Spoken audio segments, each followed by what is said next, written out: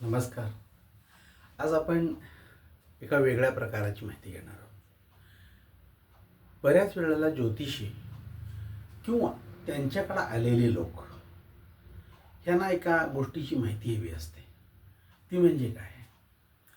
तर माझी ही पत्रिका आणि मी उपासना कोणती करू? मग उपासनेमध्ये अनेक प्रकार येतात.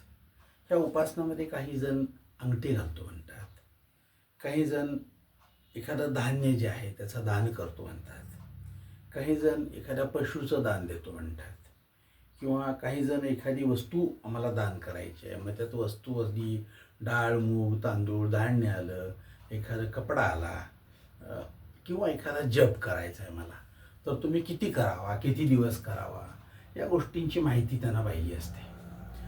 मग हे जर आपल्याला स्वतः काढायचं असेल किंवा ज्योतिषी म्हणून इतरांना सांगायचं असेल, तर तुम्हाला ह्यासाठी एक माहिती देण्यासाठी पंचांगामध्ये एक पान दिलेलं असतं.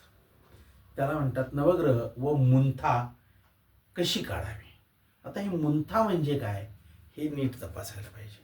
नवग्रह म्हणजे आपल्याला माहिती आहे की ज्या नवग्रहांची आपण पूजा करतो त्या प्रत्येक ग्रहांचे स्वामी यांचीच आपण उपासना करतो.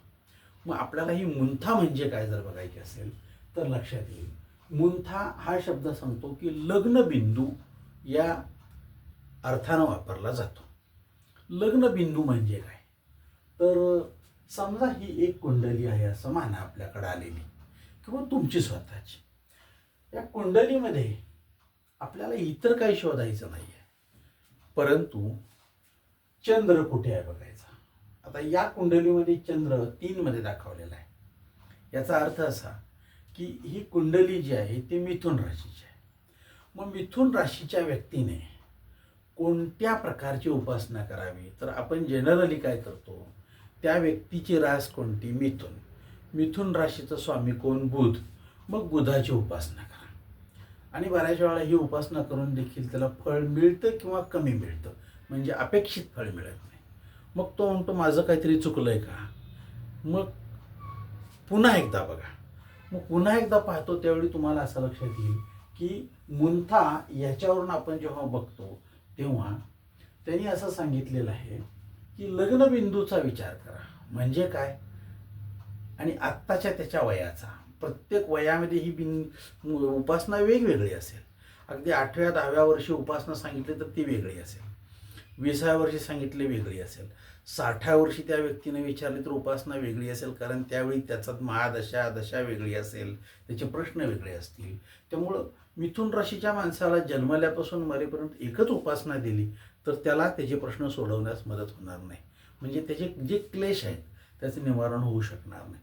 मग त्याला त्यांनी काय केलेलं आहे, तर तुमच्या वयाप्रमाणे वयापरत्वे ह्या मुंथेचा विचार करून तुम्ही प्रत्येक वेळी वेगवेगळी त्या त्या कालाची उपासना करा, तुमचे ते प्रश्न सुटतील. इतकं साधं आणि सोपं दिलेलं आहे.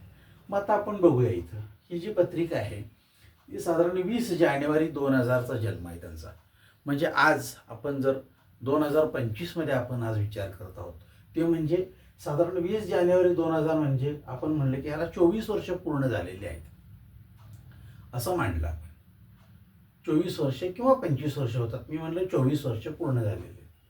तर 24 वर्ष संपली यांची पूर्ण. मग आता 24 अधिक 5 म्हणजे 5 कुठून आले? तर ह्या लग्न कुंडलीमध्ये मिथुन रास आहे, पण लग्न सुरुवात जी आहे ती आहे 5 न, म्हणजे सिंह लग्न कुंडली आहे. मग ह्या सिंह लग्न कुंडलीचा 5 हा लग्नबिंदू म्हणजे मुंथा ह्या 24 मध्ये वाढवली मी. 24 अधिक 5 29. ह्याला एकूण राशी आहेत आपल्याला 12, त्यामुळे 12 राशीने भागायचं. आता मी जर ह्या 29ला 12ने भागलं 12 राशीप्रमाणे तर मला उरणार 5. 12 दुने 24 उरले 5. 5 उरले म्हणजे बाकी 5 झाली. मग 5 ही जर बाकी आलेली असेल तर मला सिंह राशीचा स्वामी जो रवी आहे त्याची उपासना फलदायी ठरेल. मग सिंह राशीचा स्वामी जो आहे त्याची उपासना जर फलदायी ठरणार असेल तर मी जर ती उपासना केली तर माझ्या क्लेशाचं निवारण होईल असं मला ज्योतिषशास्त्र सांगतं.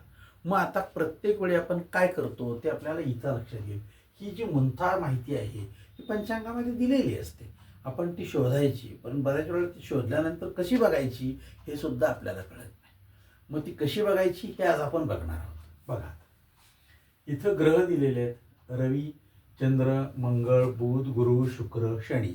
पुढं राहू केतू पण आहेत. मग ती घेतलेले नाहीत मी. का? तर ज्या आपल्या राशी येतात त्यामध्ये त्यांचे त्यांचे स्वामी हे जर बघत गेलो तर राहू केतूंची संख्या नाही आहे.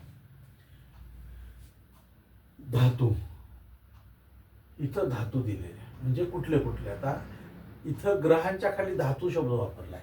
याचा अर्थ तुम्ही जर त्याची अंगठी केली किंवा गळ्यातलं एखादं लॉकेट केलं तर ते कोणत्या धातूत करावं हे सांगितलेलं आहे. म्हणजे आपण कोणतं धातू वापरणार, तर पहिल्यांदा प्राथमिक स्वरूपात सगळ्यासाठी सोनं हे कंपल्सरी आहे. प्रत्येक कुठलंही काय करावं तर सोन्यात करावं. मग आता हे सोन्यात जर करायचं तर आजच्या परिस्थितीमध्ये सोनं परवडेल काय असा विचार करायला पाहिजे. एक साधी अंगठी करायची म्हटलं तर आज साधारणपणे बघितलं तर लाखाच्या आसपास किंवा त्याच्या पुढं सोनं आहे. 50-60 हजार रुपये अधिक त्या धातूचा खर्च, म्हणजे जी अंगठी घेणार ती अधिक कर्णावळ, म्हणजे 60-70 हजार रुपये. 50-60 हजार रुपये आज गुंतवणं हे सर्वसामान्य माणसाच्या आवाक्याच्या बाहेरचं आहे. मग त्यामुळं तो विचार करतो मी दुसरं काय त्याला पर्याय.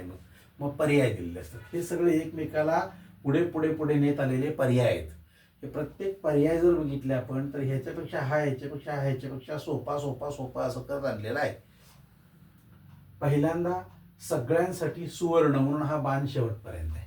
जर मी म्हणेन की रवी राशी ना तुमची येतं इथं, तर काय करायचं, या व्यक्तीला मी काय सल्ला देईन.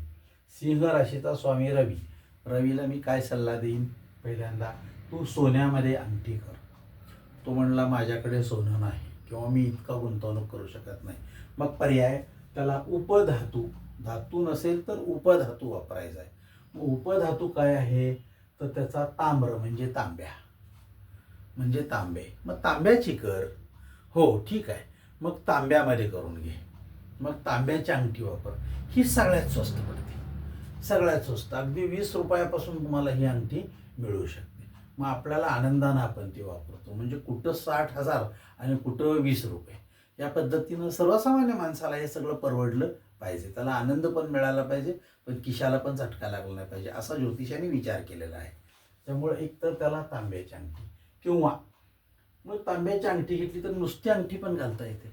पण तो म्हणला नाही मला त्याच्यामध्ये एखादा रत्न वापरायचा आहे. तर मग रत्न म्हणजे कुठलं वापरायचं, तर इथनं दिलेलं आहे त्याला माणिक वापर. आता हे माणिक हा जो रत्न आहे हा डाळिंबी कलरचा खडा, हा ते त्यात वापरायचा आहे. त्या रत्नांचं सुद्धा वैशिष्ट्य आहे की ही रत्न अगदी 500 रुपयापासून सुरुवात होऊन 5 लाख रुपयापर्यंतच्या किमतीची मिळतात. आपण आपल्याला परवडेल तो विचार करायचा, खिशाला विचारायचा आहे. दामाजी पंत तुम्हाला कुठलं परवडेल आणि मग घ्यायचं आहे. आता हे जे रत्न मिळतं आपल्याला, त्या रत्नामध्ये सुद्धा आपल्याला किती वापरायचं, तर सुमारे सरासरीनं एक 3 कॅरेटचं रत्न प्रत्येकाने वापरावं. आता हे तयार करताना ते कॅरेटप्रमाणे केलेले नसतात, म्हणजे ओबडधोबड असतात. जर एखादा कोबी बाजारात विकत घेतला तर तो प्रत्येक वेळी 1 किलोचा असेल काय, नाही, प्रत्येकाचं वजन वेगवेगळं असेल. तसं हे प्रत्येक आपण वापरणारे खडे आहेत ती 3 कॅरेटचा कधीच नसतो. 200 ml 200 मिली म्हणजे 1 कॅरेट. मग 3 कॅरेट म्हणजे 600, तर 600 मिली हा कधीच नसेल. हा कुठं 550, 550, 660 अमकं तमकं असाच ओबडधोबड असेल. तर त्याच्या अराउंड म्हणजे त्याच्या 600च्या आसपास किंवा थोडासा पुढं पण चालेल. 615, 620 आहे तर चालेल. पण पैसे घेताना मात्र ते कॅरेटप्रमाणे घेत असतात. त्यामुळं आपल्याला ते परवडलं पाहिजे. साधारणपणे 500 रुपयाच्या वर खडा वापरू नये या स्वरूपाची एक विचारसरणी आपण ठेवायची. म्हणजेच कोण पडला केला तर मनाला क्लेश नको. म्हणजे वापरतो मी क्लेश कमी होण्यासाठी, पण माझ्या हातून पडला केला फुटला काय झाला तर अजून क्लेश वाढणार. सोन्याची अंगठी पडली तर अजून क्लेश वाढणार. म्हणजे क्लेश कमी करायसाठी घातलेली आहे, तसं व्हायला नको. म्हणून आपण साधं वापरावं नेहमी. ज्यांना मोठं वापरायचं, ज्यांच्याकडे भरपूर पैसा आहे त्याने अजून ते भरपूर किमतीचं वापरायला हरकत नाही. आपण सर्वसामान्य साधारण परवडणाऱ्या गोष्टींचा विचार करत आहोत. एक माणिक. मग तो म्हणला मला माणिक नको किंवा अंगठी नको, हातातून गणू पडते, कष्टाळू कामाची माणसं असतात, त्या लोकांना त्या अंगठ्या वगैरे वापरणं परवडत नाही. काय लोकांना ते जरा भूषण वाटतं, मी ना वापरत नाही, माझ्या बोटं असे आहेत, माझी बोटं तसे आहेत, हातातनं पडते, विसरतो, कुठल्या बोटात घालू, या बोटात घातली तर कोणतं म्हणतं अरे काढून त्या बोटात घाल, त्या बोटात घातलं तर लोक म्हणतात अरे हे कशाला घातली यात घाल. म्हणजे मग लोकांच्या ह्या सगळ्या प्रकारांना तोंड देण्यापेक्षा तो म्हणतो मी लॉकेट करतो. लॉकेट करू शकतो. किंवा मग हे नको, अंगठी नको असेल तर त्या व्यक्तीला त्यांनी पर्याय दिला आहे, मग तुला धान्य म्हणजे गहू दान कर.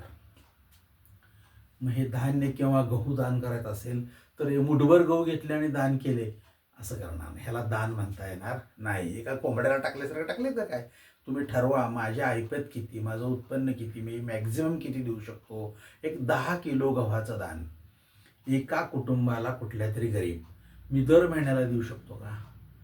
शक्य आहे का? आहे शक्य.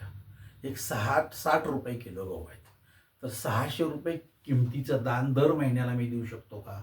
मला अगदी जमलं नाही तर निदान 300 रुपये तरी मी देऊ शकतो का? होय, मी दर महिन्याला ते देऊ शकणार. मग काही लोकांना असे रोज गरगरीब शोधावे लागतात आणि त्यांना देत बसायचं, त्यांना किमती नसतात. त्यावेळेला मग बरेचसे मोठे धनवान लोक आहेत, ते म्हणतात नको, चला हे अमका अमकांना अक्कलकोटला देऊन टाकूया, हे अमक्या अमक्यांना एक ट्रक गहू चला शिर्डीला देऊन टाकूया. आणि अगदी हा अतिशय सुंदर मार्ग आहे. आपल्याला जमत नसेल तेव्हा एखाद्या देवस्थानला, जिथं भरपूर अन्नदान चालतं, तिथं दिला तर आपल्याला देण्याचं पण आणि तिथे गेल्यानंतर आपल्याला ते पाहण्याचं पण अतिशय मोठं भाग्य आणि त्यापासून मिळणारा लाभ पण त्याच्या पोटीमध्ये आहे. म्हणून आपण त्या गोष्टी करायच्या. हातानं आत्ता जिवंत आहे तोपर्यंत दान करता येतं. आपल्या नंतरची पिढी आपल्या पैशाचं दान करेल का अजून काय घाण करेल हे सांगता येणार नाही. त्यामुळे जिवंत असेपर्यंत आपण आपल्या पैशाचं आपल्या हातानं दान करायला शिका. गहू हे रवी राशीचं. पशु रक्तधेनू. रक्तधेनू म्हणजे तांबड्या रंगाची, धेनू म्हणजे काय, तांबड्या रंगाची, तांबूस रंगावरची एखादी गाय दान करावी एखाद्या गरीबाला. पण आज गाय विकत घेणं आणि देणं आणि त्या सांभाळणाऱ्या व्यक्तीला ऐपत आहे का नाही, ती सांभाळेल का नाही, ह्या गोष्टी ज्या काळात शक्य होत्या त्या काळात ठीक आहे. आज ते शक्य नाही आणि समजा दिली तर तो वापरेल याची गॅरंटी आज कमी होत चाललेली आहे. त्यामुळं आपण त्या गोष्टीचा विचार करत असताना विचार करायचा की आपलं दान हे उपयुक्त असेल काय. नसेल तर मग त्यांनी सांगितलेलं आहे रस म्हणजे गुळ, गुळाचं दान करावं. गुळ एक साधारणपणे किलोच्या डेफीपासून आपल्याला मिळतात. मग ठरवलं आपण की बाबा दर गुरुवारी मी एक गुळाची डेफ एका देवळात देणार किंवा दर गुरुवारी एका गरीबाला देणार. अगदी तुमच्याकडे कामाला असणाऱ्या व्यक्तीला जरी दर महिन्याला एक डेफ द्यायची ठरली तरीसुद्धा तुमचं दान हे अतिशय उत्तम असू शकेल. अतिशय उत्तम, धावायची गरज नसते कुठं. आणि आपण फार पण नाही, 1 किलोची एक ढेप आपण देऊ शकतो. आज किती रुपये, गुळ 40 ते 50 रुपये किलो आहे. 50 रुपये किलोचं एक छान ढेप दर शनिवारी द्यायची आपली ठरली, किंवा हा रविवार आहे रविवारी द्यायची आपली ठरली तर दर रविवारी एक ढेप द्यावी. किमान जमलंच नाही तर आठवड्यातून महिन्यातून एका रविवारी द्यावी. महिन्यातून पहिला रविवार त्याला दिली तरी सुद्धा तुम्हाला त्या दानाचं पुण्य इतकंच छान मिळू शकेल. तोही विचार करायला हरकत नाही. किंवा वस्त्र, केशरी रंगाचं वस्त्र आहे त्याचं दान करा. मग ते कोण वापरणार आहे त्याला देऊ शकता, लक्षामध्ये. त्यामुळे केशरी रंगाचं, मग ते ह्याला किती वापरावं किती द्यावं याची मर्यादा सांगितलेली नाही. गुळाचं 1 किलोचंच पॅक आहे असं नाही. तुम्हाला वाटलं 2 किलोचं किंवा 1 किलोचे रवे 5 घ्यावेत आणि 5 वेगळ्या जागी द्यावेत, तुम्ही देऊ शकता, तुमच्या ऐपतीवर आहे. परंतु दान दिल्यानंतर पुन्हा माझे पैसे कमी पडले आणि मला कमी पडले म्हणून वाद करून घेण्यापेक्षा आपल्याला आहे तेवढी ऐपत तेवढी द्यावी. सगळ्यात महत्त्वाचं असं की दान द्यायला एकदा सुरुवात करा, मग आपोआपच तुमच्याकडे त्याच्या चौपटीनं पैशाचा ओघ यायला सुरुवात होते. बघा एकदा प्रयत्न करून. नाहीतर अर्धा किलो देऊ का, 1 किलो आणली आहे त्यातला अर्धा तुकडा देऊ का, असं जर करू लागला तर तुम्हाला ते निश्चितपणे दानाची मर्यादा होणार नाही. प्रयत्न करा, किती द्यायचं आहे, मॅक्झिमम तुम्हाला किती देणार आहे एवढं शक्य आहे. केसरी आता कापड आहे, किती द्यायचं आहे हा प्रश्न आहे. 1 किलोमीटर का 5 मीटर का 10 मीटर का तागा का काय, कुणाला किती द्यायचं आहे त्या गरजेप्रमाणे आपण प्रयत्न करून दान देऊ शकतो. पुष्प, रक्तकमल म्हणजे तांबड्या रंगाचं पुष्प. दररोज एखाद्या विशिष्ट देवाला किंवा घरातल्या याला नित्य नियमानं रोज मी तांबडं फूल वाहणार आणि एक नमस्कार करणार. मागायचं काहीही नाही, भिकाऱ्यासारखं देवापुढं काही मागायचं नाही.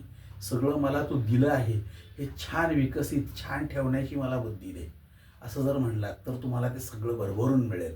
नाहीतर अजून मागत राहिला तर तिथं मागण्यासाठी जायचं नाही. जो मागण्यासाठी जातो त्याची अवस्था बाहेर बसलेल्या भिकाऱ्यापेक्षा वाईट असते. बाहेरचा निदान ओरडत मागत नाही, तेव्हा आज जाऊन जास्त मागतो.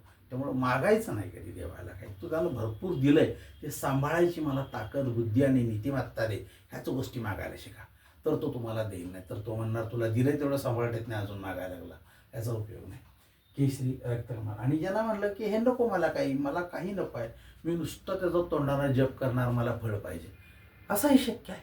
मग जर नुसतं तोंडानं जप करणार आणि फळ पाहिजे असेल तर जपसंख्या आहे 7,000. 7,000 इतका जप. म्हणजे जर आपण बघितलं तर रोज जर आपण 100 जपाची माळ म्हणजे 100 वेळा आपण त्या गोष्टीचा, एका माळ्यामध्ये 108 मणी आहेत. समजा हा रवीचा मंत्र आहे आणि तो कुठला मंत्र, हा रवीचा जपा कुसुम संकाशम काश्यपेयम महाद्वितीयम तमोरिम सर्वपापगणम प्रणतोस्मी दिवाकरम, हा रवीचा मंत्र साधा आपण म्हणतो तो. तुम्हाला जर हा पुराणोक्त पाहिजे, वेदोक्त पाहिजे असेल तर वेदोक्त घ्या. त्या पद्धतीनं आपण जर म्हणायचं म्हणलं तर एक माळ घेतली तर त्यामध्ये 108 काय आहेत, मणी आहेत. म्हणजे त्यातला 100 धरला जाईल आपला. मग आपण जर 100 केले रोज, म्हणजे एक 100चा जर रोज एक माळ ओढली आपण, तर ओढली म्हणजे जप केला बरं का, तर 7,000 होण्यासाठी आपल्याला किती दिवस लागेल. मग बघा, रोज 100 म्हणजे महिना नॉनस्टॉप न सुट्टी घेता गेलो तर 3,000, 2 महिने 6,000, मग 7,000साठी दणदणीत 3 महिने छानपैकी करायचे. असं जर केलं तर उत्तम तऱ्हेनं आपण तो जप चांगला करू शकतो. मध्ये एखादी सुट्टी आहे, काही अडचण आली, आपल्याकडे काही अपवाद आहेत, व्यक्ती आहे, पाहुणे आहेत, आजारपण आहे, कामाचा व्याप आहे, कोणाचं सोहेर आहे, कोणाचं सुतक आहे, भांडणं आहेत, मानसिक स्थिती चांगली नसणे, ह्या सगळ्या गोष्टींचा विचार करून आपल्याला सुट्टी घ्यायला परवानगी असते, पण ती सुट्टी भरून काढायची असते. असं जर असेल तर आपण या गोष्टींचा विचार नेहमी करतो. सुट्टी भरून काढायची असेल तर दुप्पट द्यावी लागते, लक्षात ठेवायचं. म्हणजे मी सोमवार करायचं, सोमवारचं काय करणार राहिलं तर मी दुप्पट करणार, 2 दिवस वाढले आपले, या पद्धतीनं. जर दंड असेल तर आपण त्याचा विचार करतो, नाहीतर मग काय होते बघूया की. आणि मग आलं म्हणाला तर गेली शेणाला, नाहीतर बसली उन्हाला, असा जर प्रकार करणार असाल तर त्याचं फळ निश्चितपणे मिळणार नाही. म्हणून आपण टाळायचं नाही. काही कारणामुळे ते टाळावं लागलं असेल तर आपण विचार करतो. ते झाला रवी. याचप्रमाणे चंद्र, याचप्रमाणे मंगळ, याचप्रमाणे बुध, याचप्रमाणे गुरु, याचप्रमाणे शुक्र, याचप्रमाणे शनी. म्हणजे यांचा विचार करत असताना काय करायचं आहे आपल्याला, पुन्हा तो विचार करावा लागेल. इथं मी आकडा लिहिला 5. रवी सिंहरास असेल तर 5 म्हणजे रवीच आहे. चंद्र हा जो आहे तो कर्क राशीचा स्वामी आहे, त्यामुळे मी इथं लिहिलं 4. कर्क रास असेल तर 4 चंद्र. मंगळ हा जो आहे तो कोणत्या 2 राशींचा आहे, मंगळ बघा 2 राशींचा मंगळ काय आहे, स्वामी आहे. त्यामुळे त्या 2 राशी मंगळाच्या इथे येते. बुधाच्या 2 राशी आहेत, मिथुन आणि कन्या 6. शुक्र हा गुरु हा 2 राशीचा स्वामी. म्हणजे काय, तर इथं हे घेतलं 12 मीन रास. शुक्र हा जो आहे तो 2 राशींचा स्वामी आणि शनी हा पुन्हा 2 राशींचा स्वामी. म्हणजे 10 मकर आणि 11 कुंभ. असा जर विचार केला, आता हा 2 शुक्र 2 म्हणजे वृषभ आणि 7 म्हणजे तुळ राशीचा स्वामी. मग बघा आता राहिलं कोण कोण याच्यामध्ये, तर इथं राहतं मंगळ 1 म्हणजे मेष आणि 8 म्हणजे वृश्चिक. अंक आहेत का बरोबर बघा. 1 मेष रास मंगळ, 2 वृषभ रास शुक्र, 3 मिथुन रास बुध, 4 कर्क रास चंद्र, 5 रवी सिंह रास, 6 बुध म्हणजे कन्या रास, 7 शुक्र तुळ रास, 8 मंगळ पुन्हा आलं वृश्चिक रास, 9 यामध्ये 9 कुठे दिसते तुम्हाला, इथे आलं हे 9 धनु राशीचा स्वामी हा गुरु, 10 शनी हा मकर राशीचा, 11 कुंभ राशीचा स्वामी शनी आणि पुन्हा 12 मीन राशीचा स्वामी गुरु. बरोबर सगळेच्या सगळे आपल्याला राशी वाईज इथे आलेले आहेत. याप्रमाणे आपली इथं कोणती राशी येईल ती घ्या, त्याप्रमाणे तिची उपासना करा. आणि ही प्रत्येक वेळी केलेली आपली उपासना ही फलदायी ठरते. फक्त आपण प्रामाणिकपणे अंतस्थ आणि आतून चांगल्या मनाने केली तर प्रत्येक उपासना ही तुम्हाला फल देणारी, आनंद देणारी, सगळ्यात महत्त्वाचं तुम्ही केलेलं कर्म जे आहे तुमचं कर्म त्याला यश देणारे ठरेल. प्रयत्न करा आणि प्रयत्नांतीच तुम्हाला ह्या सगळ्या गोष्टी मिळतील. कुणाला दाखवायसाठी शो म्हणून नको. आपल्याला अंतःकरणपूर्वक ह्या सगळ्या करून फळ मिळत असेल तर ते फळ मिळवायचा प्रयत्न केलाच पाहिजे. आणि दानाची विचार करा, ही प्रवृत्ती केली पाहिजे. आता इथे काही शब्द तुम्हाला न कळणारे असतील तर आपण फक्त ओझरतं बघूया त्याचा मराठी अर्थ काय असेल. रौप्य, चांदी, मोती, तांदूळ, श्वेत वृष, श्वेत म्हणजे पांढऱ्या रंगाचा, वृष म्हणजे बैल. आपल्याला देणं शक्य आहे का? नसेल. राहिलं, चला हरकत नाही काय. तूप, डालडा नव्हे, चांगलं तूप थोडं दिलं तर चालेल. श्वेत म्हणजे तांबड्या रंगाचं वस्त्र. त्यानंतर केशरी वेगळं, तांबडं वेगळं. श्वेत पुष्प, तांबड्या रंगाचं पुष्प. त्यानंतर मंगळाकडे बघितलं तर ताम्र, पुन्हा तांब्या. प्रवाळ, प्रवाळ म्हणजे कोणता येतो लक्षात आलं का? तर त्याला पोवळं असं म्हणतात, माहीत असू द्या. पोवळं म्हणजे प्रवाळ. पोवळं किंवा इथं मसुरा, मग एकतर मसूर डाळ किंवा मसुरा, दोन्हीपैकी काय जमेल ते द्या. तर हे काय घेतलेलं आहे? तर तांदूळ पांढरा आहे, गहू सरण तांबूस असतो, रवीचं रत्न आहे ते माणिक तांबूस रंगावर, त्यामुळे गहू. चंद्र पांढऱ्या रंगाचा, त्याचं वस्त्र पांढरं आहे, त्यामुळे इथं तांदूळ पांढऱ्या रंगाचा. मंगळ तांबड्या रंगाचा, म्हणून मसुरा तांबड्या रंगाच्या. बुधाचा रत्न हिरवा, म्हणून मूग हिरवा, हिरव्या रंगाचे मूग असतात. हरभरा पिवळ्या रंगाचा. गुरुचं रत्न पुष्कराज पिवळ्या रंगाचा, त्यामुळं हरभरा. पुन्हा शुक्र पांढऱ्या रंगाचा. हिरा, मग हिरा जर असेल तर पांढऱ्या रंगाचा, तर त्यामध्ये काय तांदूळ देऊ शकतो. तुम्हाला वाटलं की नाही मी तांदूळाच्या ऐवजी दुसरं पांढरं काहीतरी देऊ शकेन, तरी तुम्ही देऊ शकता. आता इथं पिवळ्या रंगाचा हरभरा दिलेला आहे, पण तू म्हणणार नाही मला पिवळ्या रंगाची तूर डाळ द्यायची इच्छा आहे, तर तुम्ही देऊ शकता. म्हणजे तुम्हाला हे का दिलं तुमच्या केलं हेच पाहिजे, त्यातला भाग नाही. हे जर हिरव्या रंगाचा मूग असेल आणि आपण हिरव्या रंगाचा मूग देणार असू, आणि कोण तर म्हणलं की नाही बाबा मला ते शक्य नाही, मी मस्तपैकी करडईची भाजी जी आहे ती आठवड्याला 2 पेंड्या घेऊन कुणाला तरी घरवर मला दान करेन, त्या हिरव्या रंगाच्या असतात, तरी चालेल.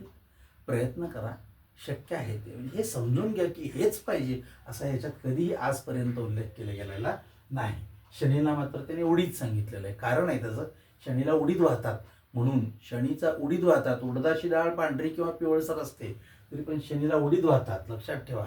म्हणून त्यांनी शनीला उडीद सांगितलेलं आहे. मग आता ह्याच्यामध्ये आपण सापडलेला अश्व म्हणजे घोडा, श्वेताश्व. श्वेत म्हणजे पांढरा, श्वेताश्व म्हणजे पांढऱ्या रंगाचा घोडा. घोडा दान देणं शक्य नसेल तर तो विचार करू नका. म्हैस, तेल, तूप, साखर हे सगळं आपल्याला माहितीतलं आहे. इथं पीत म्हणजे पिवळा, नील वस्त्र. पीत म्हणजे पिवळं. चित्र म्हणजे चित्र असलेलं रंगीबेरंगी, तुम्ही कोणतंही छानपैकी घेऊ शकता. तेल, मग ते तेल कोणतं, खोबरेल तेल किंवा गोडे तेल, इतर तेल तुम्ही दान देऊ शकता. इथं सांगितलेलं आहे याच्यामध्ये वस्त्रांमध्ये आता आहे नील, पीत, चित्र. कृष्ण म्हणजे निळसर, काळं नाही, निळसर रंगाचं आपल्याला भरपूर फुलं छान मिळतात. त्यानंतर हे कृष्ण म्हणजे निळसर, श्वेत म्हणजे पांढरे, पीत म्हणजे पिवळे. सर्व पुष्प, कोणत्याही प्रकारचं पुष्प आपण घेऊ शकता. रक्तकमल तांबडं, यामध्ये तुम्हाला शक्य आहे तेवढं देऊ शकता. इथं कास्य दिलेलं आहे, म्हणजे काशाची वाटी बाजारात मिळते, किंवा काशाची वस्त्र म्हणजे वाटी, पेला, पळी हे सगळं मिळतं बाजारामध्ये. शक्य आहे का बघा. नसेल तर तुम्हाला त्याच्यापेक्षा दुसरं काय, हे कसं आहे टप्प्याटप्प्याने मी खाली आलोय. मला हे द्या, ह्याला पर्याय द्या, ह्याला पर्याय द्या, ह्याला पर्याय द्या, हे पर्याय आहेत एकमेकाला वापरलेले. आणि सर्वात शेवटचा पर्याय आहे तो म्हणजे कुठला, तर फक्त तोंडानं मी फक्त मानसिकदृष्ट्या मन शांत ठेवून मी जप करू शकतो. मग तुम्हाला तेही शक्य आहे, त्यामुळे त्या गोष्टी करा, पण त्या करा नित्य नियमाने करा. तुम्हाला कोणी विचारणार नाही, दट्ट्या लावणार नाही, तपासायचं नाही, कुठं त्याचं एवढा केला म्हणून लिहून द्यायचं नाही. तो बघायला तयार आहे, कारण तुमच्या चराचरात तो आहे, तो बघतो तुम्हाला तुम्ही काय करत आहात. त्यामुळे त्याचा विचार करा आणि हे छानपैकी म्हणता स्वतः वापरा, इतरांना द्या, आणि याचा पूर्णपणे छान अभ्यास करून स्वतःला फळ आनंद मिळवून घेऊ शका. प्रयत्न करा. याच पद्धतीनं आपण पंचांगातल्या प्रत्येक पानांचा आपण विचार करून अभ्यास करणार आहोत. आवडला असेल शेअर करा, लाईक करा, सबस्क्राईब करा, इतरांना सांगा, आणि आनंद मिळवा आयुष्यामध्ये. बाकी काही फारसं तुमच्या आनंदाशिवाय दुसरं कुठलंही तुमच्याबरोबर येणार नाही.